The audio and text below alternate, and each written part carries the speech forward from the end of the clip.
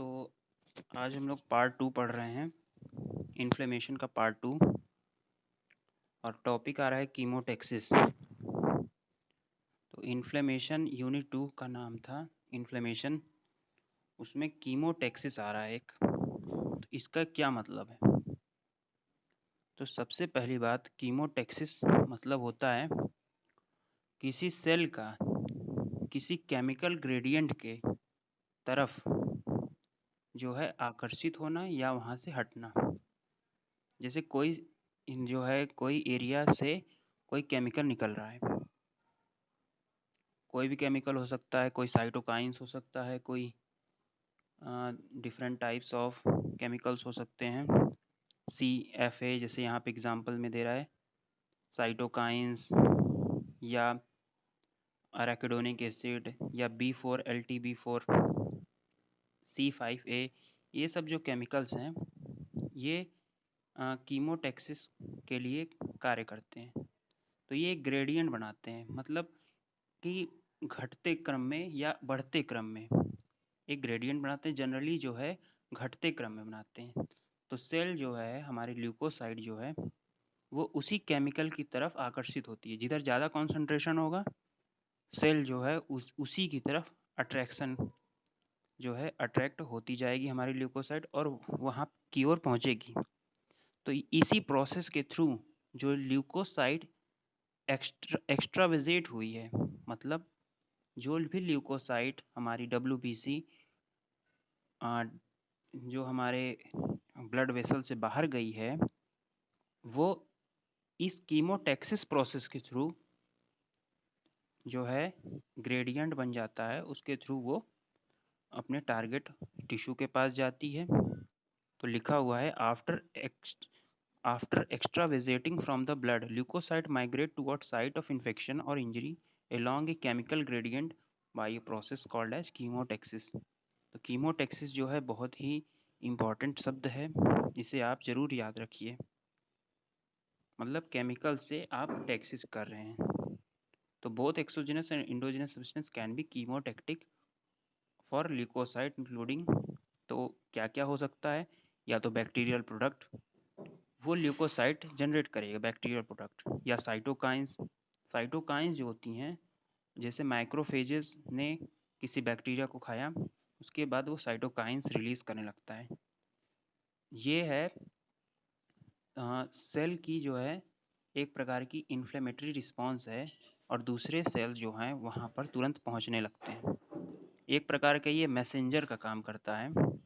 Cytokine, specially those of cytokine family, component of the complement system including CFA। ये जो arachidonic acid है ये भी एक महत्वपूर्ण है। इसमें जो मैक्रोफेजेस हैं वो एराकिडोनिक एसिड जो है जनरेट करती हैं। आप पूरी मैकेनिज़्म जो है एक वीडियो में भेजूँगा, उसमें पूरी मतलब HD क्वालिटी में और जो है समझाया हुआ है। तो आपको यही याद रखना है कीमोटेक्सिस है क्या और एराकिडोनिक एसिड और ये सब हैं क्या चीज़। तो ये सब केमिकल मैसेंजर्स हो गए हैं। These mediators are produce in response to infection and tissue damage including immunologic reaction में भी ये जो हैं रिस्पॉन्स करते हैं। एक तो बाहरी इन्फेक्शन हुआ तो जनरेट होंगे mediators. These are called as chemical mediator of inflammations. तो एग्जाम्पल में आप लोग ये सब डाल सकते हैं। तो टिश्यू डैमेज हो रहा हो या इम्यूनोलॉजिक रिस्पॉन्स आ रहा हो। तो leukocyte infiltration in all this situation result from action of various combination mediators. अब पॉइंट आ रहा है ल्यूकोसाइट एक्टिवेशन। तो ल्यूकोसाइट का एक्टिवेशन जो है बहुत ही ज़रूरी है। कई बीमारियां हैं जिनमें ल्यूकोसाइट एक्टिवेशन हो ही नहीं पाती, तो हमारा इन्फ्लेमेटरी रिस्पॉन्स नहीं आएगा और डेड एंड डिकेइंग टिश्यू बहुत अधिक मात्रा में बढ़ जाएंगे। तो once leukocytes have been recruited to the site of infection or tissue necrosis, they are activated to perform their function. Stimuli for activation include microbes, product of necrotic cells. तो जो हमारे टिश्यू हैं या तो वो बनेंगी या तो माइक्रोब्स बनेंगी, स्टिमुलाई फॉर द एक्टिवेशन। तो ल्यूकोसाइट जो हैं ल्यूकोसाइट जो हैं ल्यूकोसाइट की सरफेस पे बहुत सारे ऐसे प्रोटीन पाए जाते हैं, बहुत सारे प्रोटीन पाए जाते हैं ल्यूकोसाइट के सरफेस पे, जो कि जब भी किसी बैक्टीरिया, वायरस या किसी भी फॉरेन बॉडीज के संपर्क में आती हैं तो उनसे जो है अटैच हो जाती हैं। जैसे एक आ रहा है protein toll like receptor TLRs which recognizes endotoxin and many other bacterial and viral product। तो टॉल लाइक रिसेप्टर जो है ये endotoxin and many other bacterial viral product को पहचान लेता है और उससे जाके अटैच्ड हो जाता है। तो 7 फिर उसके बाद आ रहा है 7 transmembrane G protein coupled receptors. एक इसका भी नाम आप याद रखिए, 7 transmembrane G protein coupled receptor which recognises certain bacterial peptides and mediator produced in response to microbes and other receptor family। तो engagement of these receptor by microbial product, तो जब इनका मिलाव होता है तो जो सेल है हमारी ल्यूकोसाइड उसके अंदर अलग प्रकार के जो हैं रिएक्शन शुरू हो जाते हैं और वो जो है एक्टिवेशन की ओर बढ़ जाता है। इसे ही कहा जाता है, जेनरिक टर्म दे दिया गया है ल्यूकोसाइट एक्टिवेशन। इसमें जो है ल्यूकोसाइट की जो है क्षमता जो है और उसकी कार्य प्रणाली बिल्कुल बढ़ जाती है पूरी की पूरी। तो है leukocyte activation is a very essential process for immune response या इन्फ्लेमेटरी रिस्पॉन्स। अब आ रहा है रोल ऑफ ल्यूकोसाइट एक्टिवेशन। क्या काम होगा ल्यूकोसाइट के एक्टिवेशन का, होगा क्या? तो सबसे पहले होगा जो पार्टिकल्स हैं उनको फाइगोसाइटोसिस कर लो। जो भी फॉरेन बॉडीज़ आ रही हैं उनको फाइगोसाइटोसिस सबसे पहले कीजिए। उसके बाद है production of substance that destroy फाइगोसाइटोस्ट।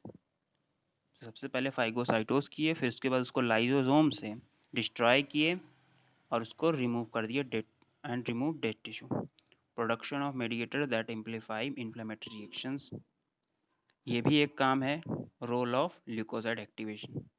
तो जैसे ही ल्यूकोसाइड नॉर्मल कंडीशन में रहेगी वो किसी का फैगोसाइटोसिस नहीं करेगी, पहली बात।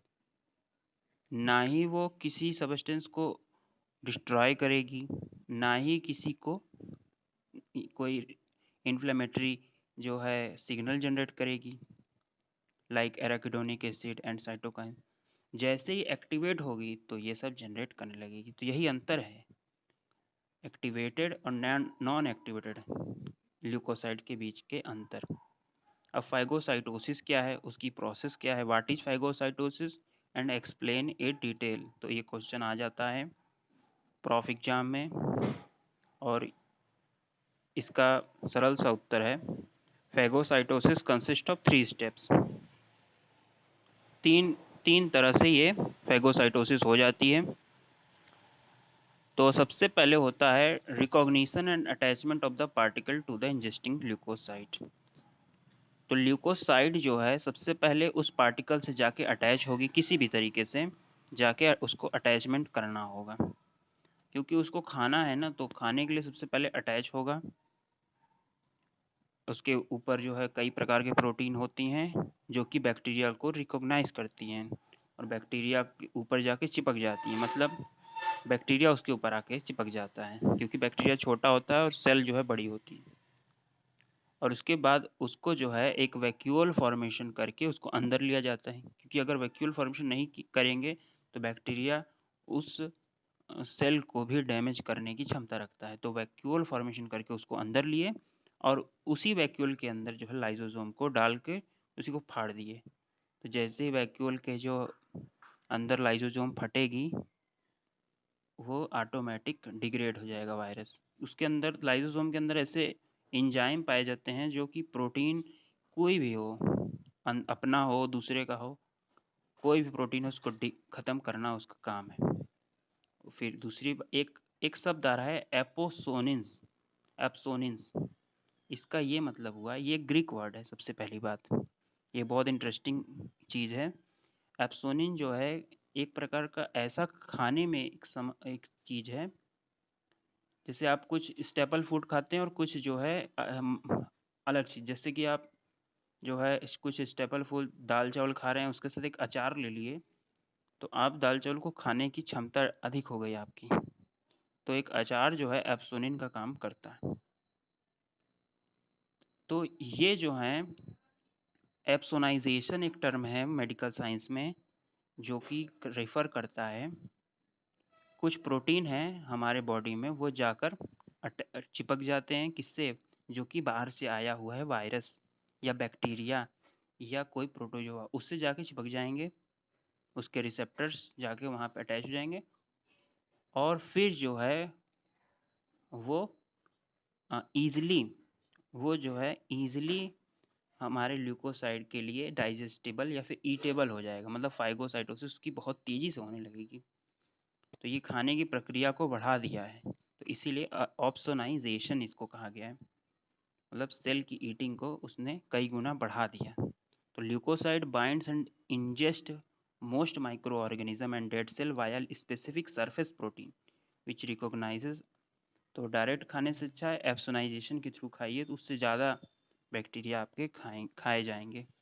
तो मोस्ट कॉमन एप्सोनिन तो आईजीजी प्रोटीन है, इम्यूनोग्लोबुलिन जी प्रोटीन, ये जो होते हैं वो इसी को काम को करने में मतलब हेल्पफुल होते हैं। तो एप्सोनाइजेशन एक बहुत ही जनरल टर्म है, बहुत ही बेसिक टर्म है, इसको आप लोग भूलिएगा मत। तो ब्रेक डाउन प्रोटीन, तो कई प्रकार की प्रोटीन जैसे C3 protein, complement protein, C3, IgG and plasma protein binding lectin collectins, ये क्या करेंगे, जाकर सेल वॉल के शुगर ग्रुप पर अटैच हो जाएंगी। उसके बाद उसका जो है काम तमाम करने के लिए साजिश रच दी जाएगी। तो these opsonin either are present in blood ready to coat microbes और the produced in response to the microbes. तो या तो कुछ प्रोटीन जो है ब्लड में ही मौजूद होती हैं, कुछ प्रोटीन आप जानते हैं आईजीजी वगैरह ब्लड में मौजूद होती हैं, और कुछ जो है स्पेसिफिक रिस्पॉन्स के लिए भी बनाई जाती हैं प्रोटीन, तो वही हमें स्पेसिफिक इम्यूनिटी भी जनरेट कराता है।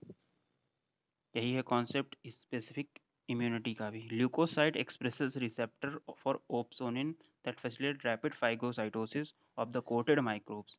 दीज रिसेप्टर इंक्लूड, तो एफसी रिसेप्टर और आईजीजी वही सब है receptors. Killing and degradation of the microbes, the culmination of the phagocytosis of microbes is killing and degradation of the ingested particles. तो killing और degradation of the ingested particle जो है करना पड़ेगा। The key step in this reaction are production of microbial substance within lysosome, fusion of lysosome with phagosomes, killing and degradation of microbes। तो जो phagocytosis अंदर किया हुआ है उसको किल तो करना ही है, तो लाइसोसोम के थ्रू काम हो जाता है। तो डिफेक्ट्स इन ल्यूकोसाइट फंक्शन, बहुत सारे डिजीज़ ऐसी हैं जिसमें जैसे ये आ रही है सीडेक हिगैसी सिंड्रोम, इसमें जो है डिफेक्ट्स इन फैगोलाइसोसोम फॉर्मेशन। तो फैगोसाइट जो आपका फैगोसोम है, ये फैगोसोम और लाइसोसोम दोनों अटैच हो ही नहीं पाते। तो तो ये एक प्रकार की जेनेटिक बीमारी है, इसके बारे में आप देखिएगा पूरी तरह से। तो इसमें मेनली क्या है, फैगोसोम और लाइसोसोम का कॉम्बिनेशन हो ही नहीं पाता। तो डिफेक्ट्स इन ल्यूकोसाइट एक्टिवेशन, या तो ल्यूकोसाइट का एक्टिवेशन ही नहीं हो पा रहा है। Defects in microbicidal activity, chronic granulomatous disease. इसके बाद आ रहा है examples of leukocyte induced injury inflammatory disorders. तो होगा एक्यूट होगा या क्रोनिक होगा। तो मतलब इसमें सिंपल सी ये बात है कि जो भी हमारे रिस्पॉन्स है इन्फ्लेमेटरी रिस्पॉन्स, वो अगर बढ़ जाए या उसका अनकंट्रोल हो जाए तो क्या डिजीज़ कॉज कर सकता है। तो ARDS ये एक प्रकार की रिस्पायरेटरी डिस्ट्रेस है, एक्यूट रिस्पायरेटरी डिस्ट्रेस सिंड्रोम इसको कहते हैं। और एक्यूट ट्रांसप्लांट रिजेक्शन, तो देखते होंगे कि किसी का ट्रांसप्लांट हुआ किडनी और वो रिजेक्ट हो गया, बॉडी ने उसको रिजेक्ट कर दिया, तो ये एक प्रकार का इन्फ्लेमेटरी डिसऑर्डर है। और ग्लोमेरुलोनेफ्राइटिस, अस्थमा, अस्थमा देखिए दोनों में है, तो ये एक्यूट अस्थमा है, ये क्रोनिक अस्थमा है। अर्थराइटिस, अथेरोस्क्लेरोसिस, ये सब भी एक प्रकार की डिजीज़ हैं जो कि leukocyte induce injury inflammatory disorder. Morphological changes दिखेंगे। The importance of recognizing these morphological pattern is that they are often associated with different eliciting stimuli. तो जो है कि बहुत सारे मॉर्फोलॉजिकल चेंजेस दिखेंगे किसमें, तो ल्यूकोसाइट में, ताकि और वो उसको एक प्रकार का दिखाता है कि कौन से बैक्टीरिया आया हुआ है। तो ये बारह है सीरस इन्फ्लेमेशन। जैसे आपको कभी बर्न हुआ होगा, कभी हाथ जल गया होगा, तो वहाँ पे फफोले पड़ जाते हैं, तो वो एग्जाम्पल है सीरस इन्फ्लेमेशन का। तो ये जैसे कि एपिडर्मिस के नीचे और नीचे वाले टिश्यू के ऊपर जो है वो जो है बन जाती है सीरस इन्फ्लेमेशन। इसमें सिर्फ वाटरी लिक्विड बनती है, इसमें सिर्फ वाटरी, इसमें प्रोटीन लेस हो कंडीशन रहती है। तो आप जो है ब्लिस्टर का एग्जाम्पल है इसका, जो बर्न ब्लिस्टर्स होते हैं उसका एग्जाम्पल है। तो characterized by outpouring of a watery relatively protein poor fluid depending on the site of injury derive either from serum or from the secretion of the mesothelial cell lining the peritoneal pleural। कहीं भी हो सकती है, body के अंदर बाहर कहीं भी हो सकती है, लेकिन एग्जाम्पल आ रहा है skin blister resulting from burn और viral infection is a good example of serous effusion accumulated either within. तो इसमें जो है हमारी जो है जो भी एफ्यूज़न होगा, जो भी एक्सुडेट होगा, उसमें प्रोटीन नहीं होगी पहली बात, इस वाले में प्रोटीन होगी। फाइब्रिनस इन्फ्लेमेशन जो है इसमें प्रोटीन सिक्रीशन भी होता है अलोंग विथ वाटरी सिक्रीशन। तो occur as a consequence of more severe injury resulting in greater vascular permeability that allow larger molecules such as fibrinogen to pass into the endothelial barrier। तो ये और अधिक घातक injury है जिसमें कि बड़े बड़े पार्टिकल जैसे फिब्रोनोजन वगैरह भी पहुंच जा रहे हैं। तो fibrinous exudate is characteristic of inflammation in lining of body cavity such as meninges, pericardium and pleura. Meninges की जो फाइब्रोसिस हो जाती है उसमें ये देखने को मिलता है। तो सच एक्सुडेट में be degraded by fibrinolysis and the accumulated debris may be removed by microphage। कुछ अगर जो है इसमें यही बताया जा रहा है कि कुछ अगर